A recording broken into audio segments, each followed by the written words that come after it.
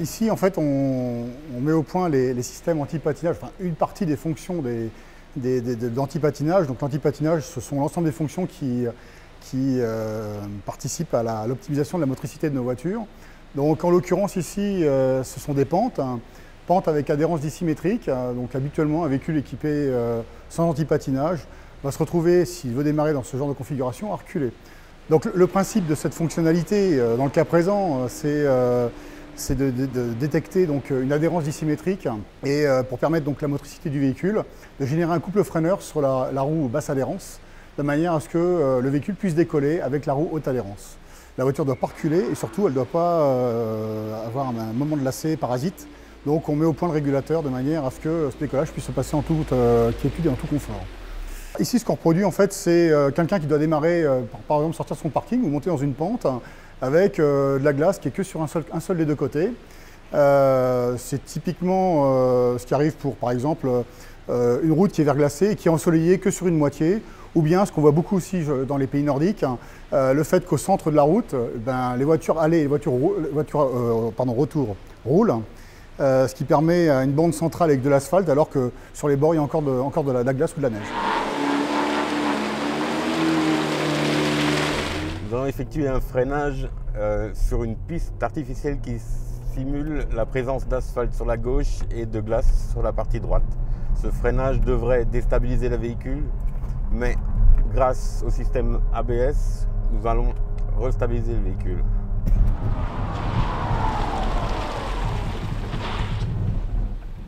J'effectue un léger contre-braquage pour compenser le couple de lacets généré par la différence de surface.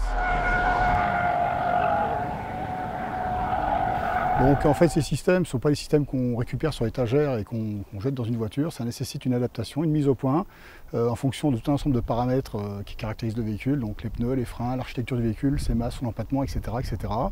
Tous les projets du groupe passent entre nos mains. Le site de Belchamp est un site important pour faire cette mise au point. On va également sur d'autres centres en hiver notamment, on va en Espagne ou bien on va dans le Grand Nord pour profiter de la basse adhérence. Donc ces systèmes, en fait, leur but, c'est pas de repousser les limites du véhicule, mais c'est d'optimiser le comportement du véhicule à ses limites. Donc ce que je dirais, c'est qu'il faut éviter de s'en servir. Même si on fait tout pour qu'il fonctionne le mieux possible, le mieux c'est qu'un système ne se déclenche jamais dans l'utilisation dans la vie d'un véhicule chez un client. Éviter de s'en servir, c'est éviter d'arriver aux limites de l'adhérence tout simplement. Donc c'est appréhender, être vigilant, quand il y a de la neige, quand il y a de la pluie, lever le pied et ça se passera toujours mieux qu'avec le système qui fonctionne.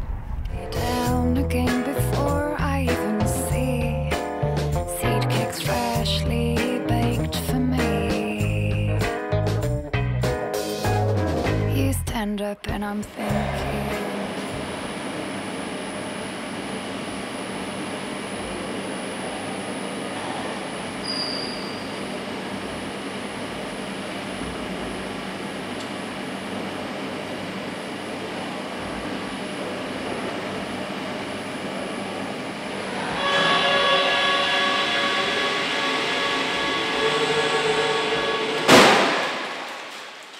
C'est un choc d'homologation, un choc frontal. C'est typiquement représentatif d'un choc en sortie de virage, quelqu'un qui sort de son virage et qui irait taper dans une voiture qui vient en face. Et c'est pour ça qu'on tape contre une barrière qui se déforme, qui elle-même représente à peu près le comportement du bloc avant d'une autre voiture.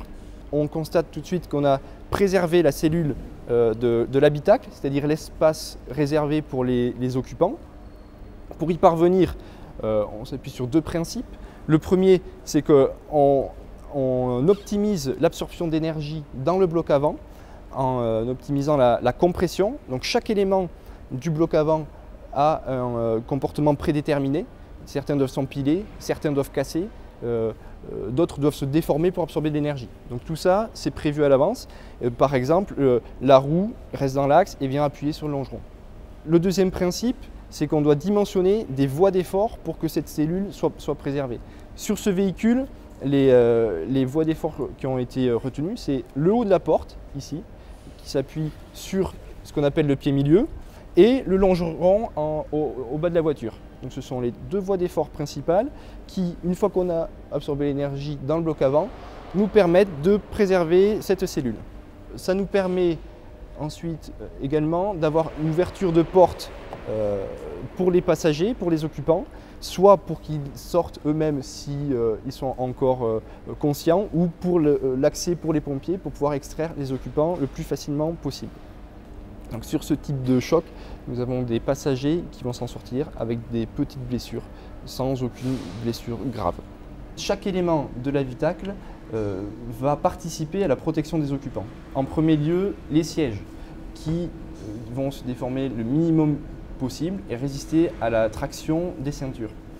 Ensuite, on a les ceintures qui vont se déclencher, qui vont exercer une prétention pour tirer les occupants vers le siège et limiter leur avancée au maximum vers la planche de bord. Quand on atteint le niveau d'effort maximum que peut supporter la cage thoracique, les mannequins vont continuer à avancer.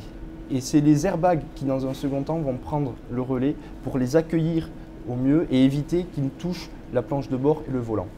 Un choc dure environ 120 millisecondes. La phase de déploiement, la traction des ceintures, la prétention des ceintures, plus le déploiement des airbags, ça se fait environ entre 40 et 70 millisecondes. Donc ça dure une trentaine de millisecondes pour que tout soit en place pour accueillir au mieux les occupants, les protéger. Le bilan est positif parce que nous avons étudié le véhicule, sa structure, tous les éléments pour que ça se passe au mieux pour les occupants. Mais derrière, la chose essentielle, c'est que les utilisateurs doivent utiliser leur ceinture de sécurité, l'attacher dès qu'ils rentrent dans le véhicule et vérifier que l'airbag passager est bien actif, sauf si un siège enfant doit la route est installé à cette place-là. Également, utiliser les sièges enfants préconisés dans nos notices et en suivant les notices d'installation des fabricants de sièges. Le message fort, c'est effectivement un véhicule étudié pour les chocs et derrière une bonne utilisation de la part de l'utilisateur, du conducteur et de tous les passagers. You stand up and I'm thinking